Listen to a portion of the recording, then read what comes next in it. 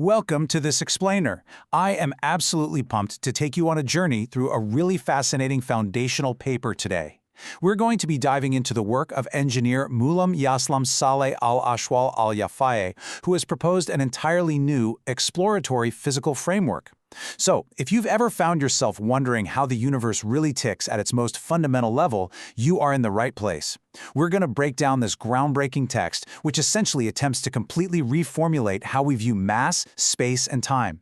It takes them from being independent actors and weaves them into this beautifully unified structure. Here is our roadmap for today. We'll start with the modern physics divide, meet the Ouzmekani model, check out its new universal constants, break down the triple equilibrium equation, and finally wrap up by rethinking mass and energy. All right, part one, the modern physics divide, or the gap between the cosmic and the atomic. You know, right now, physics has a bit of a split personality. On one side of the ring, we have general relativity. This is the realm of the macro scale. It beautifully describes gravity as this smooth, geometric curvature of space-time generated by mass and energy. It's what dictates the sweeping motions of stars and galaxies. But then on the flip side, we have quantum mechanics. This rules the microscale, that incredibly tiny atomic world. And it doesn't use smooth geometry at all. It relies on probabilistic structures, wave functions, and quantization, the idea that energy comes in these discrete, chunky packets. Now, both of these frameworks are wildly successful in their own domains, backed by countless experiments. But try to put them together? Yeah, they clash completely. Which brings us to the million-dollar question, right? The one that's kept physicists awake at night for decades. Can we unify the atomic and cosmic scales within a single mathematical framework? Because despite all our incredible advancements, the deep underlying relationship between quantization, mass, orbital structures, and the geometry of space, it just remains this massive unsolved puzzle. We really need a bridge. Moving on to part two, meet the Ouzmekani model, a new relational framework. This is where engineer Mulham Yaslam Saleh al-Ashwal al-Yafaye steps in with a pretty bold new hypothesis. In fact, the entire paper really hinges on this one foundational quote. Listen to this. Mass, space, and time are not fully independent entities, but rather interconnected components within a universal dynamic relative equilibrium that generates motion, stability, and quantization. I want you to picture the universe not just as a static stage where objects happen to move around, but as a perfectly balanced, deeply interconnected mobile. You pull on one piece, mass, space, or time, and the others instantly adjust to maintain that stability. Now, to be super clear, the paper explicitly states that this is an exploratory framework. It's not claiming to just throw out general relativity or quantum mechanics tomorrow. Instead, it's setting out to achieve four major goals. First, it wants to reconstruct fundamental physical relations right from the ground up. Second, it seeks to interpret quantization not as some random imposed rule, but as a natural emergent property of systems finding their relational stability. Third, it aims to develop an entirely new natural unit system. And ultimately, the grand goal is to reconnect those stubbornly disconnected atomic and cosmic scales. Section 3. New Universal Constants, the building blocks of the model.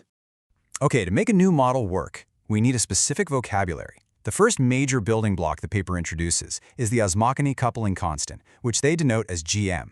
Now, mathematically speaking, it actually has the exact same dimensions as the Newtonian gravitational constant you might already be familiar with.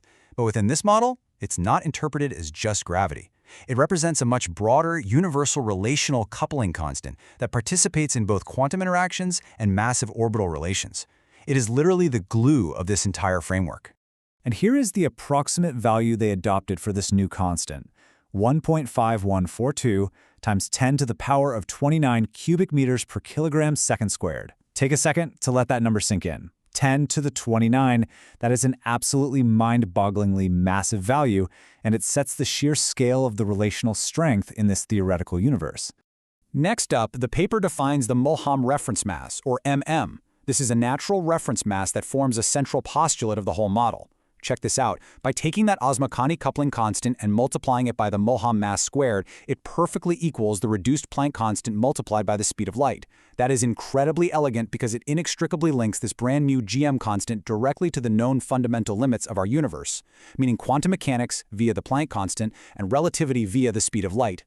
Alongside that mass, we also get the Mulham length, or LL.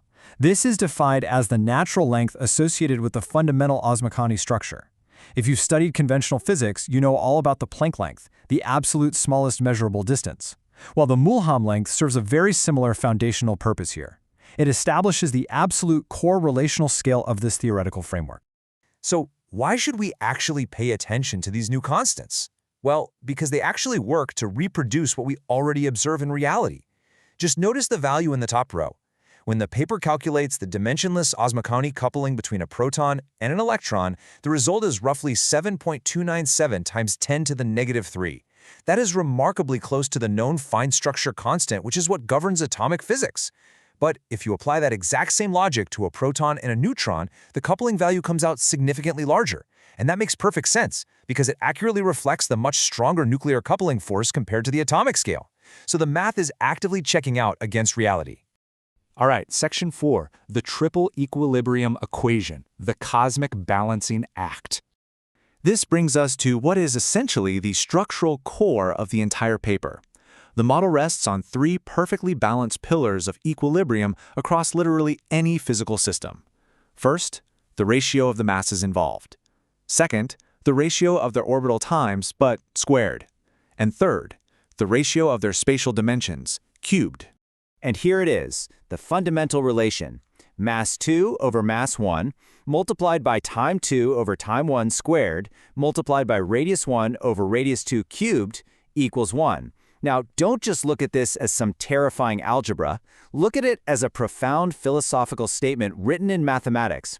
It's proposing that no matter what scale you are looking at, whether it's an electron orbiting a nucleus or a massive planet orbiting a star, these 3 components of mass, time, and space will always perfectly balance each other out to equal a stable 1. Finally, section 5, rethinking mass and energy, or Ouzmatana entanglement. Let's explore the physical implications of this equilibrium on how we actually understand energy and matter. The paper introduces this concept called the Ouzmekani entanglement mass, or MO. It is defined simply as the standard mass of a particle divided by its Ouzmekani coupling strength. So this isn't just mass as we normally think of it, like bulk matter on a scale. It's an effective quantity that represents the internal relational coupling of a system. And by defining this entanglement mass, the author discovers some seriously fascinating limits in the universe. On one side, we have a minimum entanglement limit, which is derived from the proton's mass. Because the proton is larger, it creates a much more compressed entanglement structure. On the flip side, we have the maximum entanglement limit, which is derived from the electron's mass, creating a much more extended relational structure. So the really crucial takeaway here is that quantization, the fact that particles exist in these specific discrete states, isn't just an arbitrary rule slapped onto quantum mechanics. Under this model, it is a direct, emergent result of these maximum and minimum limits of cosmic balance. And naturally, this fundamentally changes how we calculate energy. The model introduces Ouzmekani energy. EO equals MO times C squared. I mean, it elegantly echoes Einstein's famous E equals mc squared for sure, but it substitutes standard mass with the new Ouzmekani entanglement mass. This implies that the potential energy of a system is directly, physically tied to the relational structure of the particles participating in it. Now, as we wrap up our exploration of this paper, it's absolutely vital to remember that the author presents this as step 1. It's the beginning of a journey. The next steps for the framework involve rigorously testing the dimensional consistency of these correlations, evolving the math into relativistic formulations where velocities are capped at the speed of light, and eventually developing full quantum and field-theoretic versions. This is the groundwork for what could be a massive theoretical leap. Which leaves us with a truly wild thought to chew on. If the Ouzmekani model is pointing us in the right direction, if mass, space, and time really are just this deeply interconnected cosmic balancing act, what else about our universe is hiding out there, waiting to be discovered when we finally see the whole picture? I really hope this explainer has sparked your curiosity about the cutting edge of physical theory. Keep questioning, keep learning, and I'll catch you in the next one.